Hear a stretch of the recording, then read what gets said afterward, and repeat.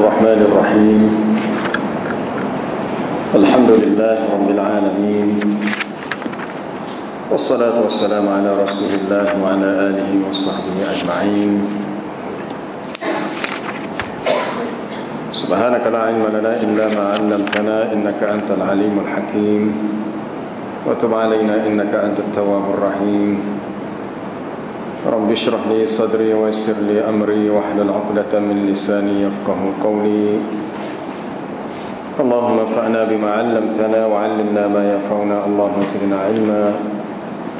Amma ba'd.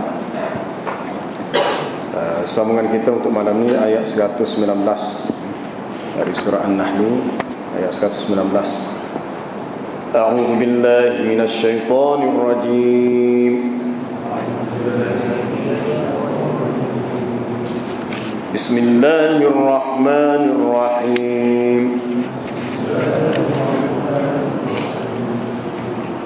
Thumma inna rabbaka lilladhina 'amilus su'a bijahalatin thumma tabu min ba'di dhalika wa aslahu.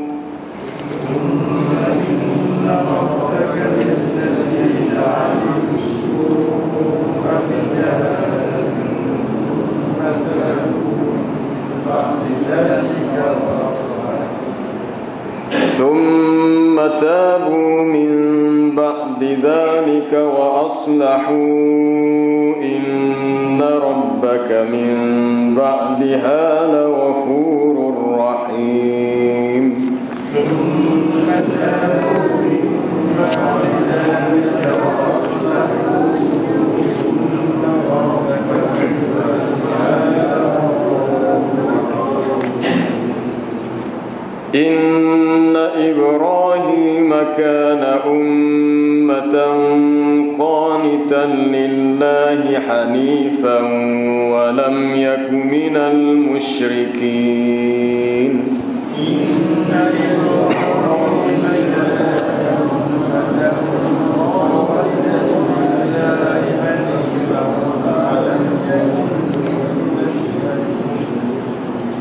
شاكرا لأنعمه اجتباه وهداه إلى صراط مستقيم.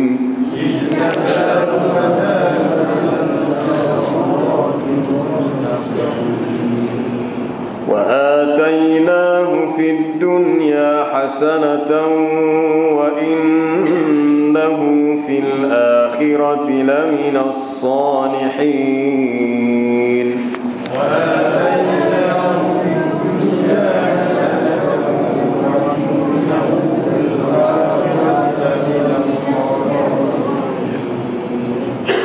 ثم أوحينا إليك أن اتبع ملة إبراهيم حنيفا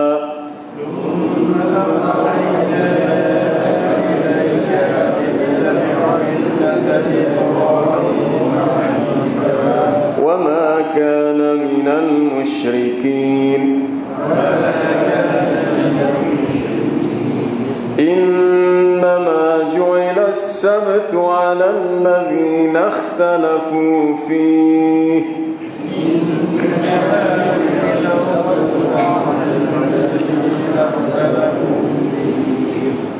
وإن ربك ليحكم بينهم يوم القيامة فيما كانوا فيه يختلفون.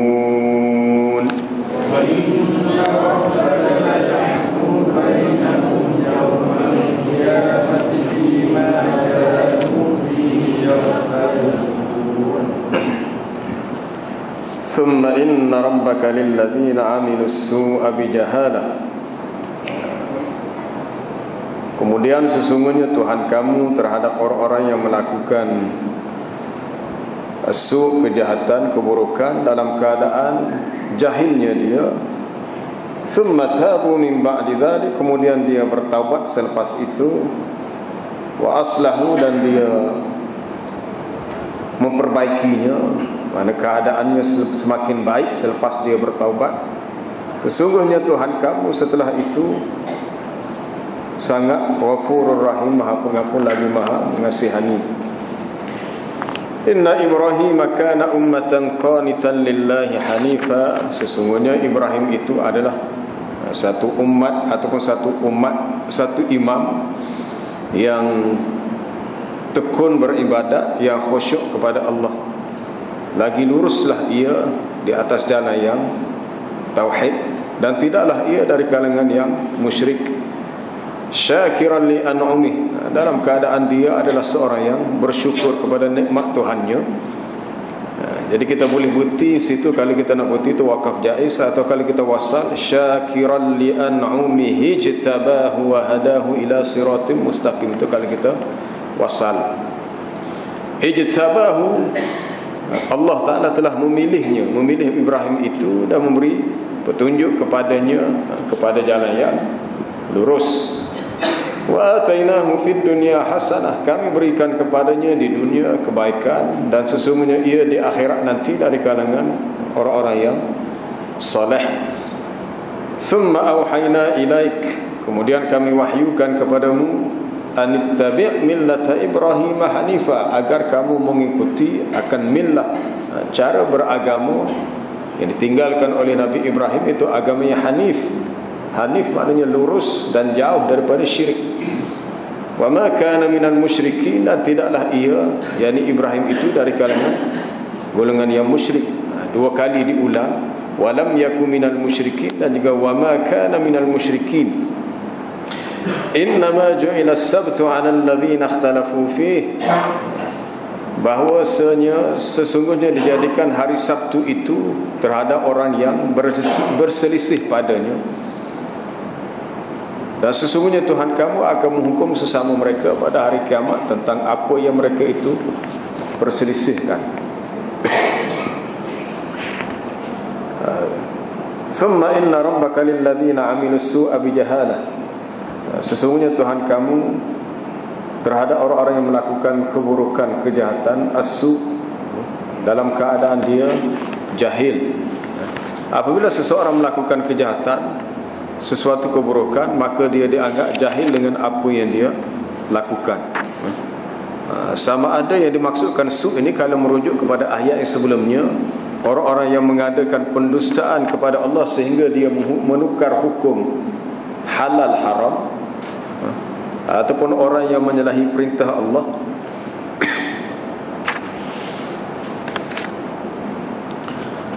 Maka perlulah dia bertaubat supaya diberi keampunan dan rahmat kepadanya.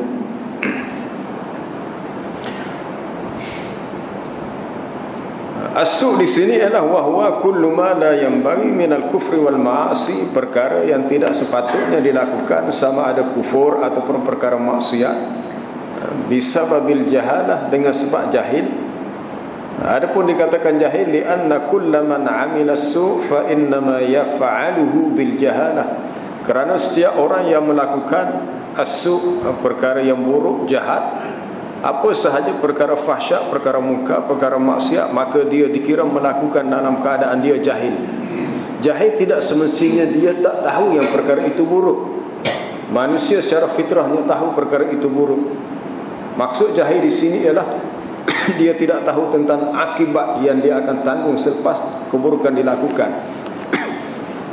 Kerana manusia tidak pernah melihat hukuman di akhirat, tidak pernah ditunjuk kepada manusia kecuali musibah yang berlaku di dunia. Padahal fala yarda ahadun bil kufri ma'al ilmi bi kaunihi kufran, tidaklah seseorang itu redha dengan kekufuran kalau dia tahu bahawa perbuatan itu membawa kepada kufur. Wala tasdar al ma'siyatu anhu, dan tidak muncul, tidak berlaku perkara maksiat daripadanya, illa idza ghalabatis syahwah 'ala al-'aqli wal 'ilmi, melainkan apabila keinginan nafsu, syahwat, hawa nafsunya mengatasi akal dan ilmunya. Akalnya tahu perkara itu salah, tetapi nafsunya nak buat juga, mana dia dianggap telah terdorong oleh sifat jahilnya. Dia tahu rezeki ilmu, dia tahu perkara itu salah, tapi dia masih melakukannya, maka dia telah dikira jahil. Ayat ni hampir sama dengan ayat boleh rujuk dalam surah An-Nisa, di awal surah An-Nisa. Muka surat yang keempat. Innamat taubatu 'ala Allahi lil ladzina ya'maluna as-su'a bi jahalah thumma yatubuna min qarib fa ulaika yatubu Allahu 'alaihim wa kana Allahu 'aliman hakima. Bahawa sesungguhnya taubat itu diterima daripada orang yang melakukan asu, kejahatan dalam keadaan dia jahil, kemudian dia bertaubat dalam tempoh yang qarib, yang dekat, maknanya dia tidak menangguhkan taubat, dia segera bertaubat. Itulah orang-orang yang Allah Ta'ala menerima taubatnya atau memberi keampunan kepadanya. Jahil di sini sama-sama dengan ayat 119 surah An-Nahl. Jahil bukan bermakna tidak tahu. Seseorang tu tahu dosa, tetapi orang yang buat dosa tetap dikira jahil kerana dia sebenarnya tidak tahu dari sudut akibat yang sebenar akan ditanggung. Kemudian satu lagi ayat lain dalam surah Al-An'am. Wa idza ja'aka alladzina yu'minuna biayatina, apabila datang kepada kamu ya Muhammad orang-orang yang beriman dengan ayat kami, maka katakan kepada mereka, faqul salamun alaikum kataba rabbukum ala nafsihi rahmah. Sejahteralah ke atas kamu, Tuhan telah menentukan pada dirinya, pada zatnya akan rahmat untuk kamu, bahawasanya annahu man amila minkum su'an bijahalah thumma taba min ba'dihi wa aslah fa annahu ghafurur rahim. Itu dalam surah Al-An'am. Bahawasanya sesiapa yang melakukan perkara keburukan, kejahatan dalam keadaan dia jahil, kemudian dia bertaubat dan dia islah, memperbaiki dirinya untuk menjadi lebih baik, maka Allah Ta'ala itu Maha Pengampun lagi Maha Penyayang. Tetapi al-maghfirah war rahmah, keampunan rahmat itu kedua-duanya murtabitani, terikat dengan bitaubati wal inabah, dengan sifat taubat dan kembali kepada Allah. Seseorang yang mahu mendapatkan keampunan dan rahmat daripada Allah setelah dia melakukan kejahatan, dia kena ada dua sifat, itu taubat dan inabah. Seseorang itu perlu bertaubat dan dia semakin dekat dengan Allah. Wan nadam ala ma fa'alu, dan menyesal di atas apa yang telah dilakukan.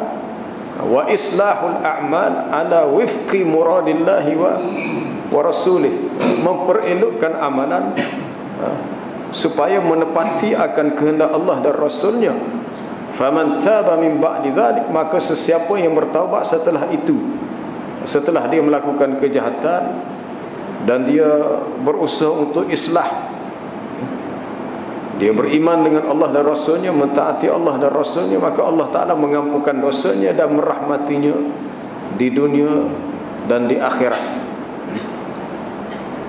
Inna rabbaka min ba'diha, sesungguhnya Tuhan kamu setelah itu. Diulang sekali lagi, inna rabbaka di awal ayat, thumma inna rabbaka lilladzina aminus su', kemudian inna rabbaka min ba'diha, sesungguhnya Tuhan kamu setelah itu. Setelah itu mana? Setelah si hamba yang melakukan dosa itu bertaubat, kembali kepada Allah, maka Allah Ta'ala Ghafurur Rahim, Maha Pengampun lagi Maha Penyayang terhadap keburukan yang berlaku daripada si hamba dengan sebab kejahilannya. Wa hadza yadullu ala anna irtikab adz-dzamb, perkara ini menunjukkan bahawasanya seseorang yang melakukan dosa itu yakunu ghaliban, adalah berlaku biasanya bisababi ghalabati syahwah ala mizanil aqli wal ilmi, dengan sebab mengatasinya keinginan nafsu di atas neraca timbangan akal dan ilmu. Manusia adalah makhluk yang ada asyahwat. Syahwat ni maknanya keinginan nafsu. Ada at-tasyahi, ada keinginan. Tidak ada sesiapa di antara kita yang boleh menafikan perkara ini. Tidak ada sesiapa yang boleh menafikan. Kita mudah contoh, kita pergi kedai lagi, kita pakai kereta. Kereta kita biasa tengok sebelah, comelnya kereta ni.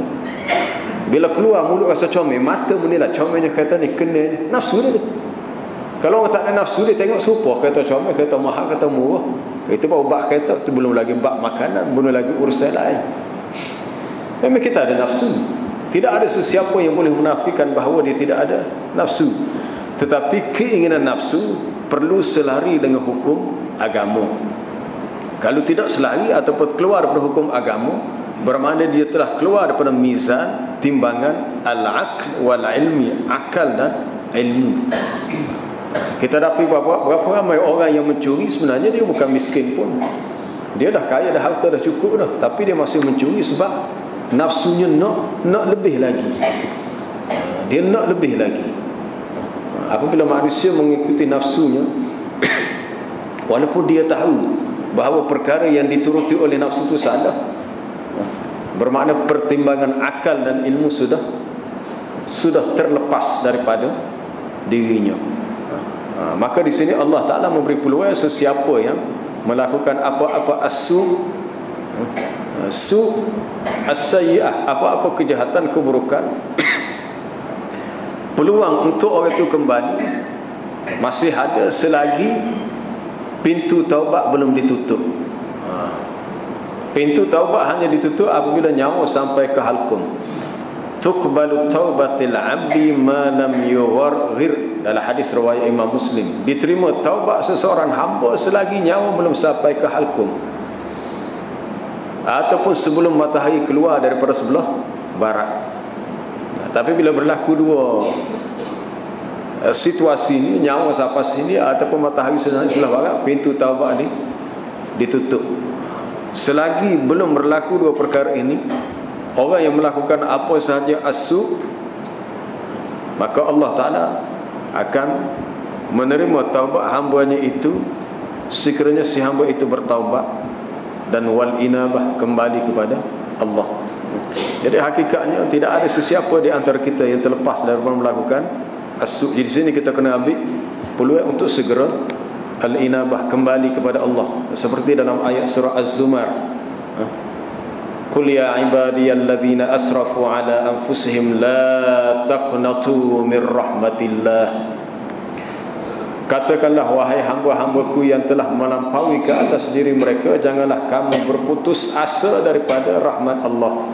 Innallaha yaghfirudz dzunuba jami'a. Sesungguhnya Allah Ta'ala mengampunkan semua dosa. Innahu huwal ghafurur rahim. Sesungguhnya dia, yakni Allah, bersifat Ghafurur Rahim, Maha Pengampun lagi Maha Mengasihani. Wa anibu ila rabbikum. Kembalilah kamu kepada Tuhanmu. Anibu maknanya irji'u, kembalilah kepada Tuhanmu. Seseorang yang mengakui akan kesalahannya dan bertaubat, dia kena pilih jalan untuk semakin dekat dengan Allah. Kalau orang kata dia bertaubat tapi dia masih memilih jalan yang salah, maka tidak mustahil dia akan kembali melakukan kesalahan yang sama, sebab dia tidak ikut jalan yang betul. Wa anibu ila rabbikum, dan kembalilah kepada Tuhan kamu. Wa aslimu lahu min qabli an ya'tiyakumul 'adzabu thumma la tunsarun, dan tunduklah kepadanya sebelum datang kepada kamu azab dalam keadaan kamu tidak akan lagi ditolong. Wattabi'u ahsana ma unzila ilaikum min rabbikum min qabli an ya'tiyakumul 'adzabu baghtatan wa antum la tash'urun. Dan ikutlah apa yang terbaik yang diturunkan oleh Tuhanmu sebelum datang kepada kamu azab dalam keadaan kamu tidak menyedarinya. Jadi perintah untuk seseorang bertaubat kerana Allah Ta'ala tetap memberi keampunan kepada hamba yang mahu bertaubat walau sebanyak mana dosanya.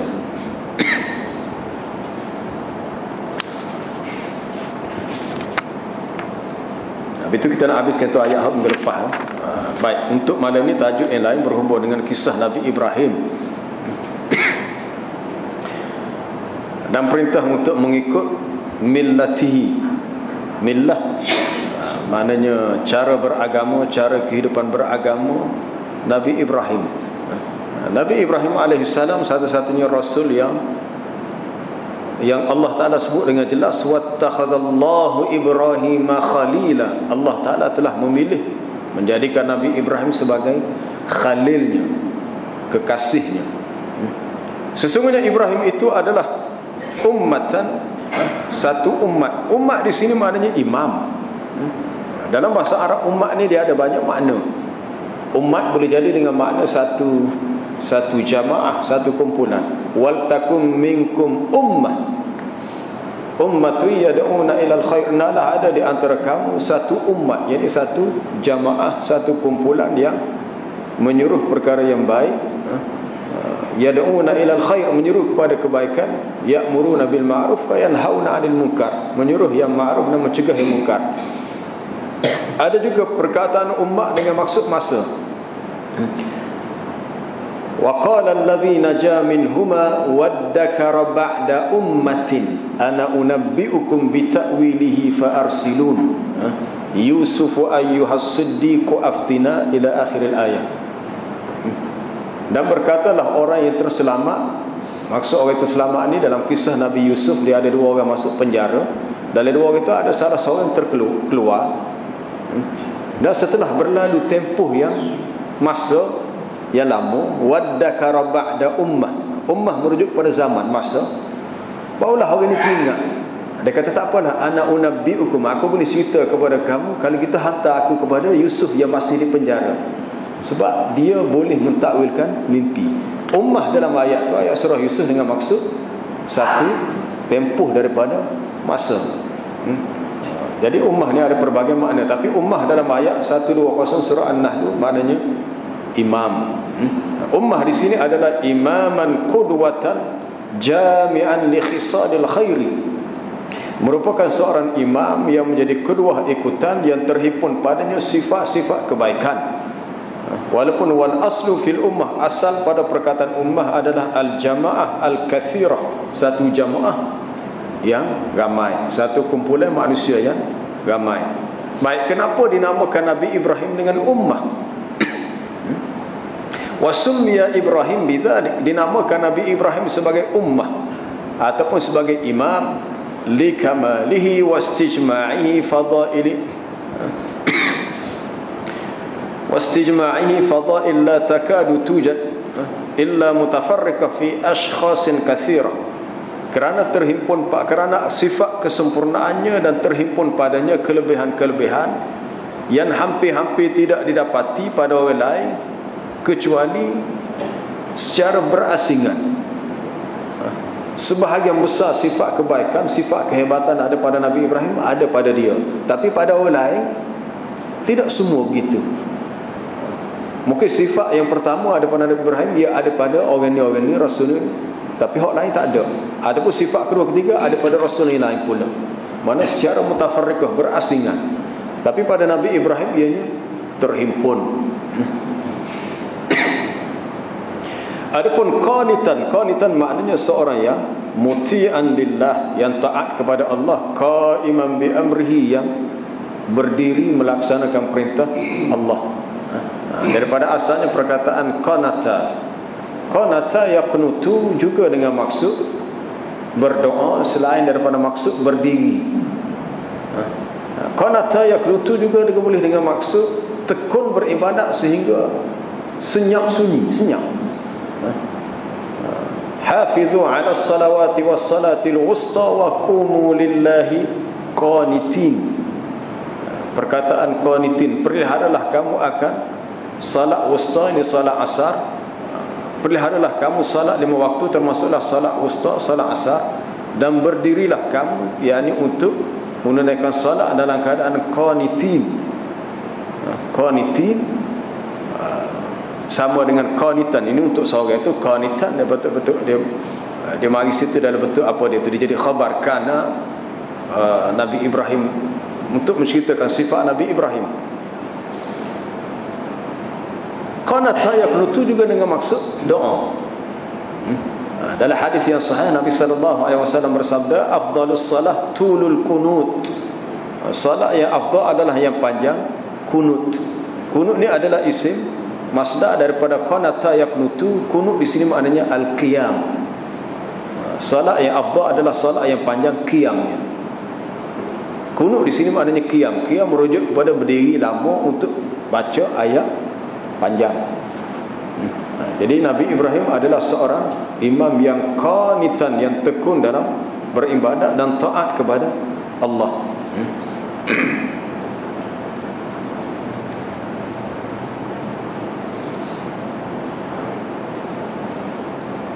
tekun beribadat. Qanata yaqnutu, dalam kisah isteri-isteri Rasulullah, ayat di awal surah, ayat di awal juzuk 22. Wa may yaqnut minkunna lillahi wa rasulihi wa ta'mal salihan nu'tiha ajraha marrataini wa a'tadna laha rizqan karima. Dan sesiapa yang tekun beribadat di kalangan kamu, maksud kamu tu para isteri Rasulullah, wa may yaqnut minkunna, sesiapa di antara kamu yang tekun beribadat kerana Allah dan mentaati akan Rasulnya serta melakukan amalan yang saleh, kami akan berikan kepadanya pahala 2 kali gandaan dan disediakan untuknya rezeki yang mulia. Maknanya isteri Nabi ni kalau buat ibadat, dia dapat lebih pada orang lain lagi. Dan ibadat tu disebut dalam ayat dengan perkataan qanata yaqnutu wa may yaqnut. Nabi Ibrahim adalah seorang yang qanit. Di sini dia mari dalam bentuk khabar kana qanitan, yakni muti'an li awamirillah, seorang yang mentaati akan perintah Allah. Kemudian sifat berikutnya adalah hanifan.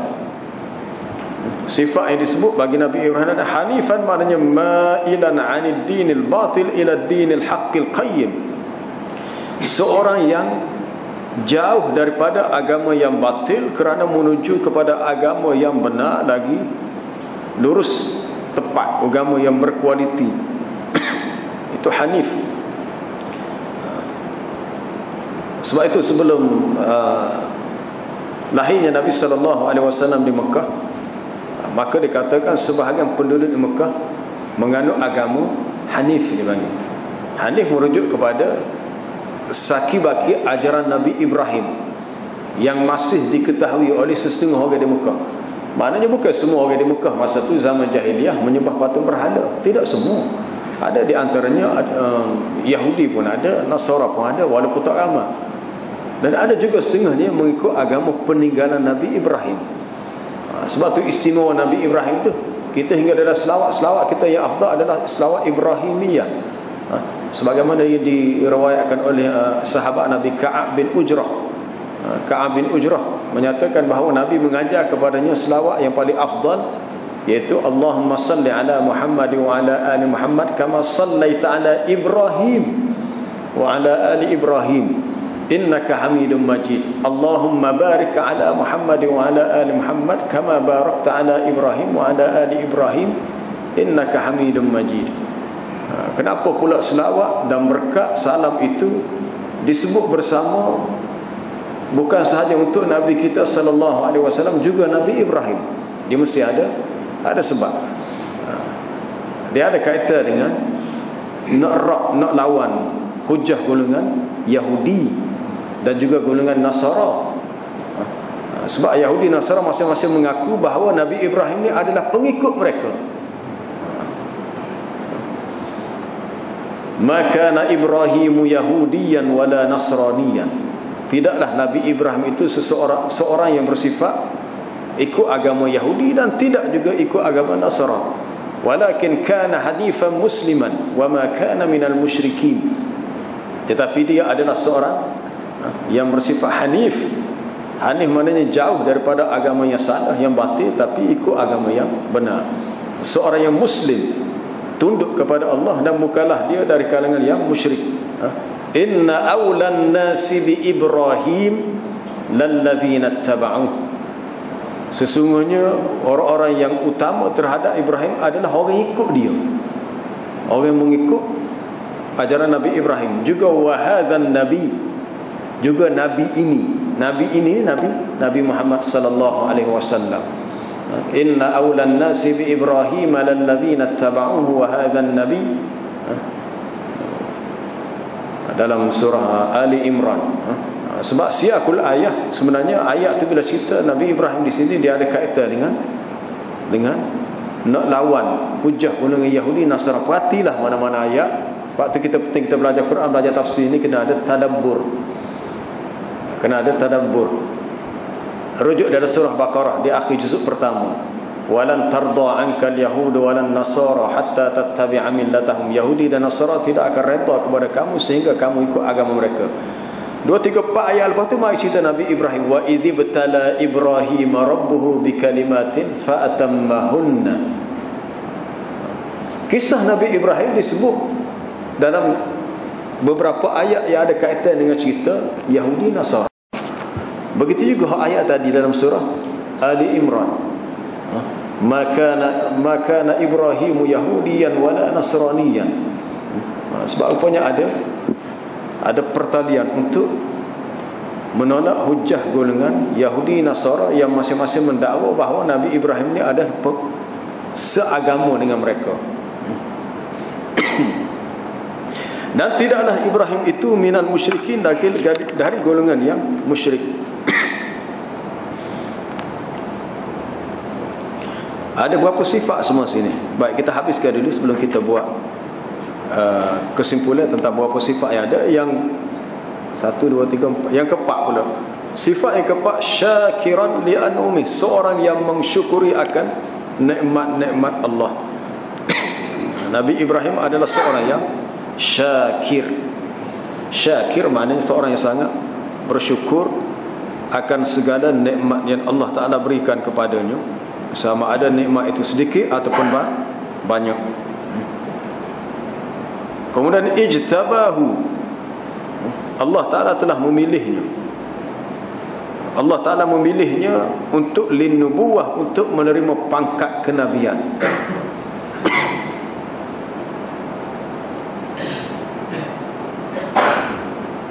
Wahadahu ila siratim mustaqim, memberi petunjuk kepadanya untuk menuju kepada jalan yang lurus.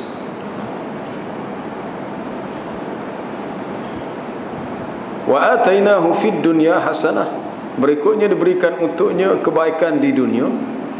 Maksud kebaikan di dunia, innallah habbabahu ila jami'il khalqi, Allah Ta'ala menjadikan kasih kepada Ibrahim tu oleh semua makhluk, semua suka ke dia ataupun sayang kepadanya. Fakullu ahlil adyan yuqirru nabi sawa'al muslimuna wal yahuda wan nasara. Semua ahli-ahli agama, maksud agama ni agama langit. Agama langit bukan Islam sahaja, termasuk Yahudi, Nasara, mengakui akan perkara itu, sama ada mereka itu al-muslimun, orang Islam, al-yahud dan al-nasara. Masing-masing berebut untuk mengaku bahawa Ibrahim itu adalah sama dengan agama anutan mereka. Maka di sini Allah Ta'ala menegaskan bahawa Ibrahim sama dengan kita umat Nabi sallallahu alaihi wasallam. Boleh rujuk dalam ayat di akhir surah Al-Hajj, ayat terakhir surah Al-Hajj ayat 78. Wajahidu fillahi haqqa jihadi, berjihadlah kamu kerana Allah dengan jihad yang sungguh-sungguh. Wajtabakum wama ja'ala 'alaikum fid dini min haraj millata abikum Ibrahim. Millata abikum Ibrahim, dialah Allah yang telah memilih kamu dan dia tidak menjadikan dalam agama ini sebarang kesusahan, kerana ini adalah agama yang diwarisi petunjuknya daripada Nabi Ibrahim. Agama peninggalan millah merujuk kepada cara kehidupan, millah cara beragama yang ditinggalkan bapa kamu. Millata abikum Ibrahim huwa sammakumul muslimina min qablu, dia yakni Allah yang telah menamakan kamu Islam sebelum ini. Jadi Islam ni sebenarnya tidak untuk umat Nabi Muhammad sahaja. Mana-mana umat terdahulu yang ikut agama Nabi mereka hak asal memang Islam juga, termasuklah pengikut Nabi Ibrahim zaman dia. Dialah Allah yang telah sammakumul muslimina min qablu, yang telah menamakan kamu sebagai muslimin, orang Islam sebelum ini. Termasuklah wa fi hadza, dalam kitab Al-Quran ini, liyakuna ar-rasulu syahidan 'alaikum, supaya rasul menjadi saksi ke atas kamu, wa takunu syuhada'a 'alan nas, dan kamu pula menjadi saksi untuk semua manusia tentang keislaman kamu. Jadi Islam ni merujuk kepada sesiapa yang ikut asal ajaran Nabi mereka. Cuma gelaran Yahudi dan Nasara tu dia mari selepas berlaku ada inhiraf, penyelewengan dalam ajaran agama, sehingga lekat dengan gelaran itu. Asalnya sesiapa yang ikut ajaran yang asal yang benar daripada Nabi mereka, maka dia juga adalah Muslim. Baik.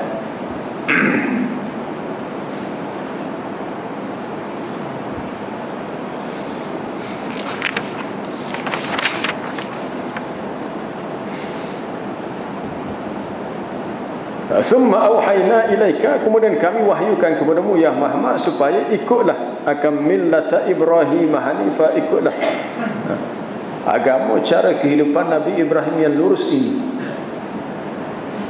Apa perkara yang Allah Ta'ala nak beritahu disikat dengan Ibrahim? Iaitu agama Nabi Ibrahim yang benar-benar mentauhidkan Allah, yang benar-benar mentauhidkan Allah. Sebab kaum musyrikin di Mekah semasa ialah apa dia, di zaman jahiliah kan banyak patung berhala, dan orang musyrikin tahu bahawa Kaabah yang ada di Mekah itu Nabi Ibrahim yang memulakan pembinaannya. Wa idh yarfa'u Ibrahimul qawa'ida minal baiti wa Ismail rabbana taqabbal. Ingatlah ketika Nabi Ibrahim dan anaknya Ismail yang mengangkat asas binaan untuk membina Kaabah. Dan orang yang pertama yang membawa fahaman berhala Amru bin Khuzai, Amru bin apa dia, Amru, gelar dia Amru Khuzai, seorang jahiliah ya, mai daripada negara luar. Dia bawa satu patung. Dia kata, moleklah letak patung ni untuk kamu lebih dekat dengan Allah. Dalam hadis Sahih Bukhari, Nabi kata, aku melihat Amru Khuzai ini yajurru qasbahu fi nar jahannam, dia mengheret tali perutnya dari neraka, kerana dialah orang yang pertama bawa patung berhala di keliling Kaabah. Sebab asalnya Nabi Ibrahim mengajak manusia supaya menyembah Allah dan mentauhidkannya, tak terlibat dengan apa-apa perkara syirik, tidak terlibat dengan amalan syirik. Tapi bila ada syirik itu berkembang, nak cuci balik itu sangat payah. Tapi zaman Nabi Ibrahim tu dah ada syirik tu ada dah. Sebab ayah Nabi Ibrahim sendiri terlibat dengan kerja buat patung jual. Ayah dia sendiri. Tapi tempat lain lah, itu di kawasan lain lah, bukan di bumi Mekah. Itu di kawasan negeri Iraq. Maka di sini Allah Ta'ala nak menjelaskan kepada manusia, khususnya kepada golongan Yahudi dan Nasara, bahawa Nabi Ibrahim adalah seorang yang hanif, seorang yang benar-benar lurus dalam beragama dan jauh daripada syirik. Maka diulang sekali lagi, wa ma kana minal musyrikin. Wa ma kana minal musyrikin, dalam ayat sebelumnya wa lam yakun minal musyrikin. Diulang sekali lagi, tidaklah ia di kalangan orang yang musyrik. Dan sebenarnya doa iftitah kita baca, ada sahabat dalam hadis Nabi lah dibaca begitu. Di antaranya, inna salati wa nusuki wa mahyaya wa mamati lillahi rabbil alamin la syarika lahu wa bidzalika umirtu wa ana awwalul muslimin, ataupun wa ana minal muslimin. Ayat itu sebenarnya dipetik di akhir surah. Doa itu sebenarnya ada persamaan dengan ayat di akhir surah Al-An'am. Surah Al-An'am cerita tentang Nabi Ibrahim. Innal ladzina farraqu dinahum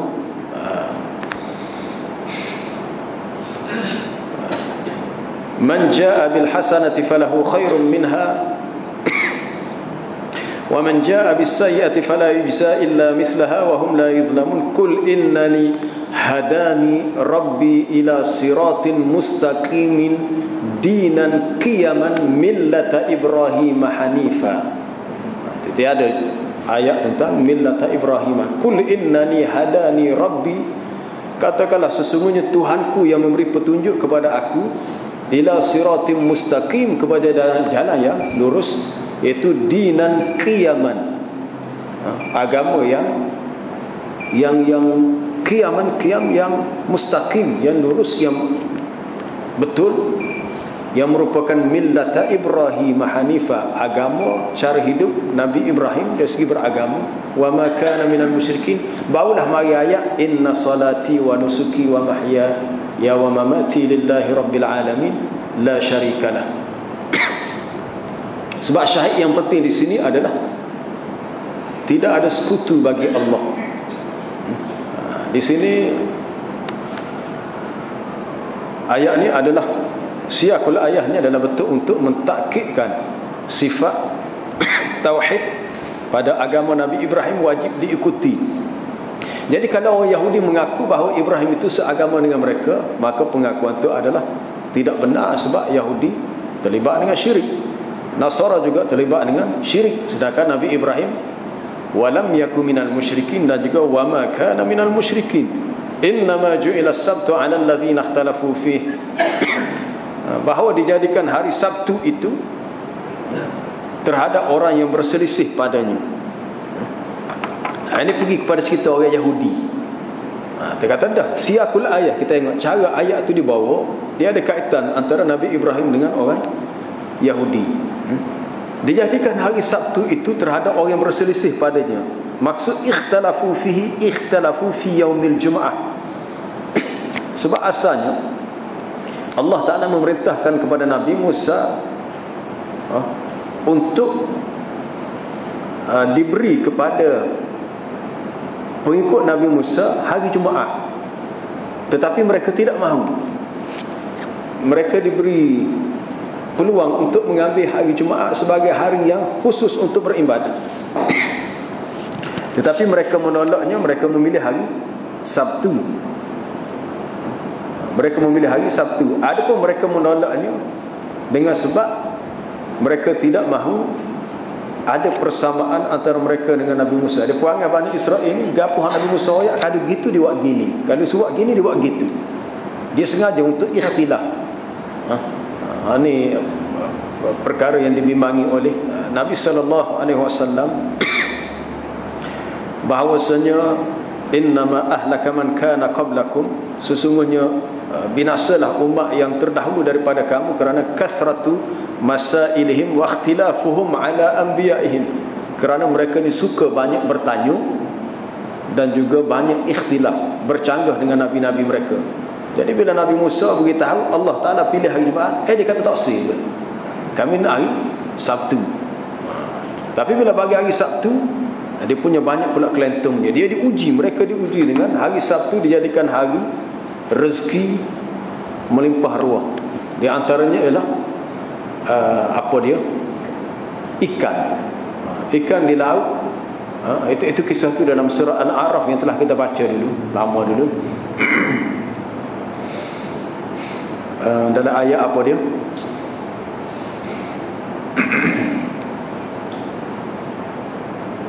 Yauma sabtihim syur'an wa yauma la yasbituna la ta'tihim. Pada hari Sabtu ikan tu mari dengan begitu banyak. Tapi bila hari itu tidak hari Sabtu, tak ada pula ikan. Jadi Yahudi ini dihadah, dia pasal apa dia? Pukat jari pada hari Jumaat. Dia kata kami bukan menangkap ikan pada hari Sabtu. Dia pasal hari Jumaat, lepas tu dia jakak hari Ahad. Dia kata kami bukan menangkap ikan pada hari Sabtu. Dia punya satu hiyal, dia punya satu helah. Sebab pada hari Sabtu ikan tu naik begitu banyak. Walaqad alimtumul ladzina tadaw minkum fis sabti faqulna lahum kunu qiradatan khasiin. Sesungguhnya kami mengetahui golongan yang telah bersikap melampau pada hari Sabtu, lalu kami berkata jadilah kamu qiradatan, kera yang rugi. Khasiin maknanya yang hina. Dalam tafsir ayat ni, kalau kita nak kait dengan hari Sabtu dengan orang Yahudi, bila mereka melanggar perintah pada hari Sabtu menangkap ikan, ada dua pandangan. Ada ulama mengatakan ditukar dia punya perangai dia sebagai perangai kera. Tapi pendapat yang lebih kuat sebenarnya, sebagaimana disebut oleh Al-Imam Ibn Kathir, pendapat yang lebih kuat adalah mereka benar-benar ditukar menjadi kera. Menjadi kera sungguh, untuk tempoh beberapa hari, lepas tu mati, sehingga tidak ada lagi manusia-manusia yang telah ditukar rupanya menjadi kera. dan tidak lagi berketurunan. Jadi kalau kata keruh adalah ni adalah keturunan zaman Nabi Musa hak ditukar mana? Tak, bukan. Hak zaman Nabi Musa hak tukar jadi keruh tu dah mati belaka. Itu qaul yang lebih rajih di sisi mufassirin. Jadi mereka pilih hari Sabtu, Nasara pilih hari Ahad. Dalam hadis yang sahih berhubung dengan kelebihan hari Jumaat. Kalau kita belajar berhubung dengan fadail yaumil Jumaah, kita akan jumpa hadis dalam hadis sahih Bukhari, nahnul akhiruna as-sabiquna yaumal qiyamah. Kita adalah golongan yang terakhir di dunia. Kita ni umat Nabi sallallahu alaihi wasallam adalah umat yang terakhir, sebab lepas Nabi Muhammad tak ada lagi nabi yang lain. Tetapi kitalah as-sabiqun, orang yang terdahulu di hari kiamat. Maksud terdahulu ialah Allah Ta'ala mengharamkan syurga kepada umat yang lain, sehinggalah umat Nabi Muhammad dulu yang masuk. Itu as-sabiqun. Walaupun di dunia kita hak ke dia, tapi di akhirat kita hak lebih. Awak dapat kelebihan sehingga tidak dibenarkan kepada umat-umat yang terdahulu yang beriman, kecuali umat Nabi Muhammad dahulu yang masuk syurga. Baida annahum utul kitaba min qablina, sekalipun mereka diberi kitab sebelum kita. Thumma hadha yaumuhumul ladzi faradallahu alaihim, kemudian inilah dia hari yang Allah Ta'ala fardukan kepada mereka. Maksud hari itu hari Jumaat. Inilah hari Jumaat yang Allah Ta'ala fardukan kepada mereka untuk beribadat, tetapi fakhtalafu fihi, mereka telah berselisih. Maksud berselisih ialah mereka membantah perintah daripada Nabi Musa alaihi salam. Fahadanallahu lahu, maka Allah Ta'ala beri hidayah kepada kita untuk mengambil hari Jumaat. Fannasulana fihi taba, maka semua manusia lain ikut kita. Al-yahudu wadan wan nasara ba'da wadin, Yahudi esok, maksud esok tu lepas Jumaat, hari Sabtu. Dan Nasara pula selepas esok, hari Ahad. Waktu kalau kita belajar hadis berhubung dengan kelebihan hari Jumaat, kita merasa pelik apabila ada negara Islam di dunia yang tidak menjadikan cuti umum pada hari Jumaat, tapi dia pilih hari Ahad dengan hari Sabtu. Sebab di sini pemilihan hari ini dalam bentuk ta'zim sebenarnya. Inna Allah Ta'ala lam yu'ayyin yawman litafarruq fihi lil ibadah. Allah Ta'ala tidak menta'yinkan satu hari yang tertentu untuk kita luangkan masa beribadat. Sebenarnya ibadat kena buat setiap hari, macam solat 5 waktu setiap hari. Wa innama amrun bi ta'zimi yaumin fil usbu', tetapi perintah di sini untuk ta'zim, mengagungkan satu hari dalam seminggu. Dia kena ada sehari-hari kebesaran untuk satu-satu umat. Maka fa'uyinatil yahud, ditentukan orang Yahudi untuk mereka hari Sabtu. Maka ditentukan wa'uyinatin nasara yaumal ahad, ditentukan bagi Nasara hari Ahad. Maka untuk kita dipilih hari Jumaat. Yang hairan bi ajaibnya, negara Islam tidak pilih hari Jumaat. Kita pilih hari hak kebesaran orang lain. Apa sebabnya tu wallah alam, kena tanya sendirilah. Masing-masing boleh cari sendirilah jawapannya. Sepatutnya lebih, bukan bermakna hari Jumaat kita dilarang bekerja, tapi atas tu tadilah memang ibadat kena buat setiap hari. Allah Ta'ala tidak menentukan satu hari untuk tafarruq, untuk kita ruangkan sepenuhnya kepada ibadat. Hari lain kena ibadat juga, cuma hari Jumaat ini lebih kepada ta'zim, diberi lebih kedudukannya berbanding dengan hari yang lain.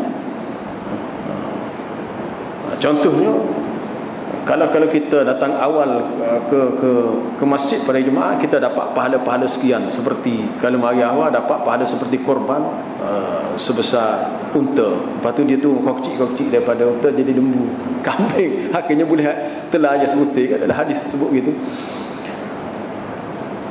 Kemudian hari Jumaat juga kita digalakkan untuk membanyakkan berselawat kepada Nabi, khusus ta'zim. Kemudian hari Jumaat, pada hari Jumaat lah diciptakan Nabi Adam.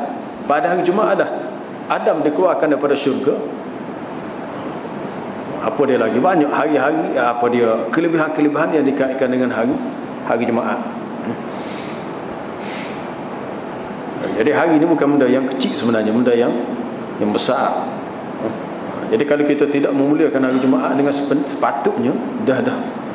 Jadi hak jadi tempat kita ni, mana hari Jumaat ni hari orang sibuk untuk, kalau tempat kita, sebab kita dah cuti, sibuk Apa dia? Nego dah. Betul dah. Biasanya jemaah tak salah, nego itu tidak salah, tapi tadilah jangan sampai terabai urusan ibadat untuk kita menta'zim. Ta'zim membawa kepada tindakan lebih mengagungkan hari Jumaat. Baik. Sahabat dah setakat itu dan sesungguhnya Tuhan kamu akan menghukum di antara mereka pada hari kiamat terhadap perkara yang mereka perselisihkan. Yakni hukuman yang mutlak di sisi Allah diketahui pada hari kiamat nanti. Wallahu a'lam. Subhanakallahumma wa bihamdika asyhadu an la ilaha illa anta astaghfiruka wa atubu ilaik.